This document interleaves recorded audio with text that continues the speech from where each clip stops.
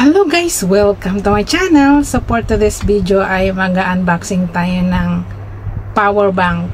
So meron na akong power bank guys, kaya lang ano na siya, yung hindi siya type C dito.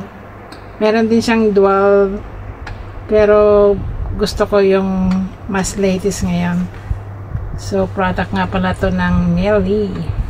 So ang ating i-unbox guys is AWI power bank. So mayroon siyang 2.4A fast and intelligent charging siya. So 2 USB siya, dual USB charging, and then 10,000 mAh capacity. So maganda siya. So security chips and dual output, and can be taken on airplane. So yun ang maganda guys.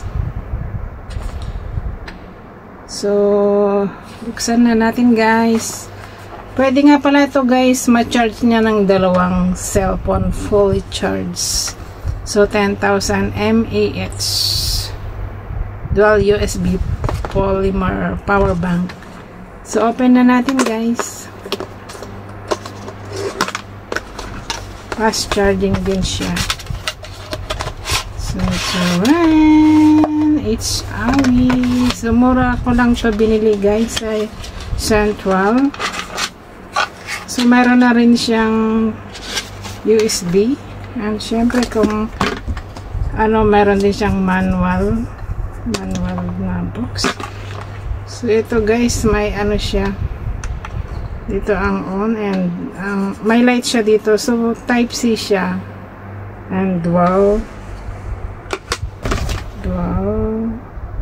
outputs. So ayan guys ang difference ng ating power bank. So yung isa type C, yung isa yung old style na yung pag ano. So pares lang din siyang, ang kinagandahan ng type C kasi yung, di ba, yung mga cellphone natin is type C na siya. So hindi ka na, no need mo nang palit-palitan yung ano mo, yung saksakan mo, kasi parehas na sa phone. Ito kasi kailangan din ng ganitong wire. So kaya ayan guys. So that's it. Dalawa na yung ating power bank.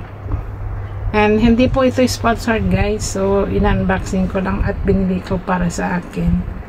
So ayan guys, AWI power bank.